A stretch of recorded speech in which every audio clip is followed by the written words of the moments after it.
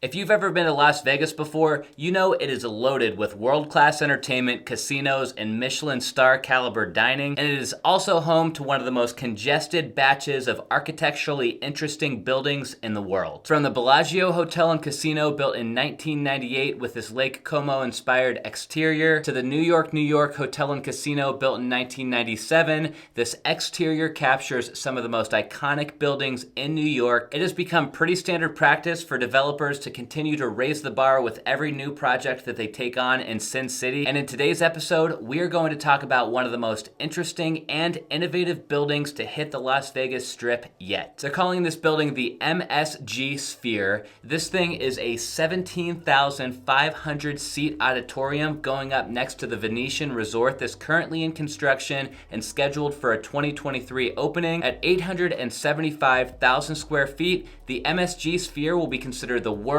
largest sphere when it is finished. Couldn't be happier or more excited about what this will do to Las Vegas and entertainment in this city.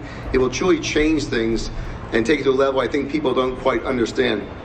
The portrayal you see behind me is accurate. It's that good, it's that big, it's that seductive. So I've been studying wild and crazy real estate projects from all over the world for years now, so it takes a lot for a project to grab my attention and wow me, but this one is pretty unreal. The location of the MSG Sphere will be immediately east of the Venetian Resort off Las Vegas Boulevard and Sands Avenue. It will be sitting on an 18-acre parcel, and you can see in this Google aerial view that the sphere is already starting to take shape as of when they took this satellite image. It just blows my mind how much these resorts in Las Vegas try to jam pack into their amenities package. I mean, if you look at what the Venetian has to offer now before the Sphere, they have several bars and cocktail lounges, a music venue, Tao nightclub, and like a dozen other rotating music and comedy acts available to go watch on any given week. But even with all of those things to do, I guess the Venetian decided that they need to roll their profits into even more entertainment and raise the bar yet again with the MSG Sphere. Speaking of profits, Las Vegas Sands, who owns the Venetian and the Palazzo on the Las Vegas Strip, last reported a net revenue of $1.2 billion. That means that these guys are bringing in over $3 million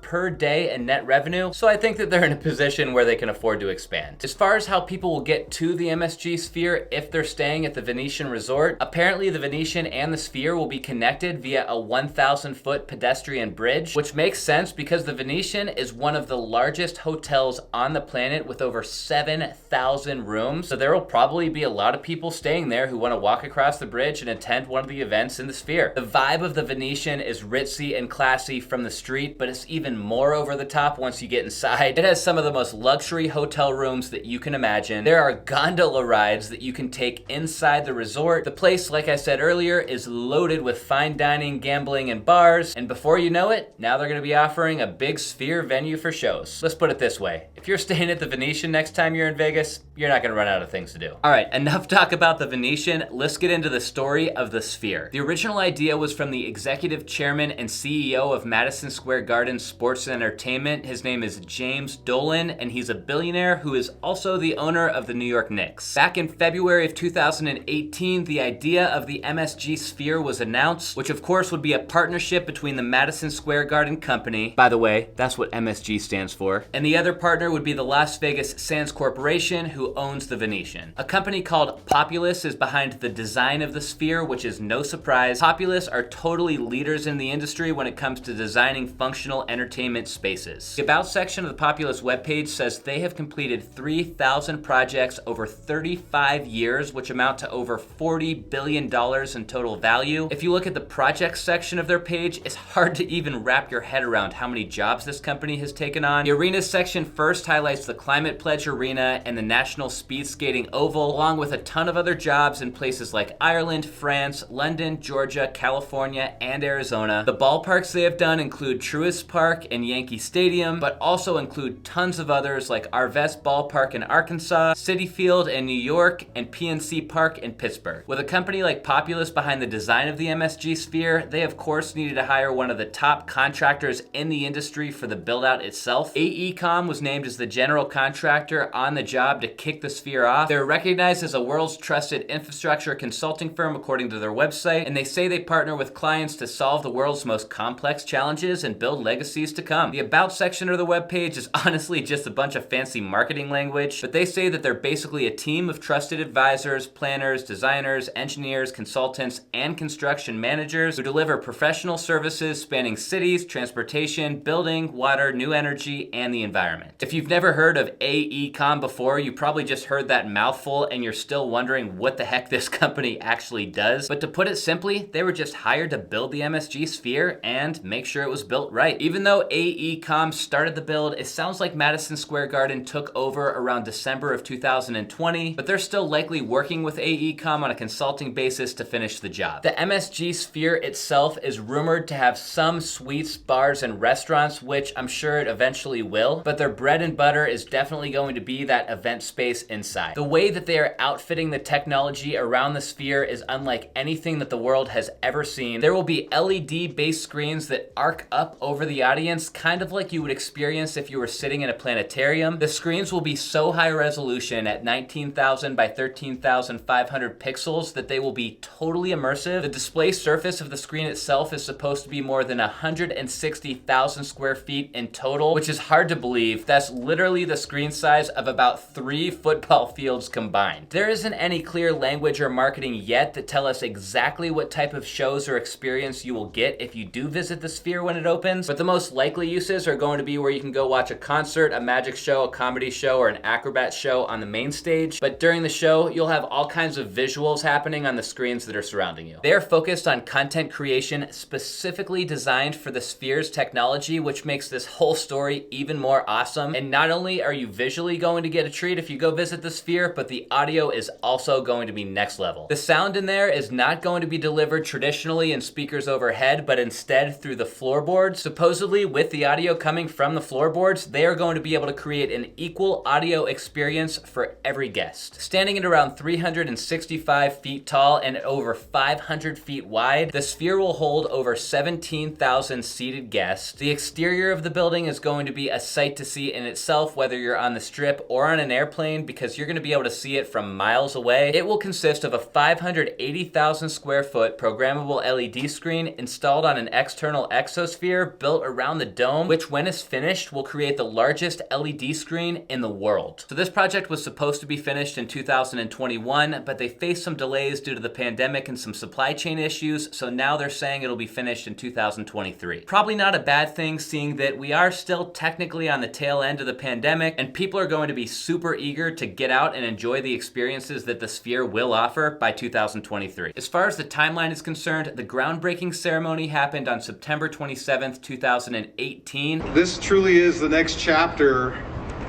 in the history of the evolution of the entertainment capital of the world.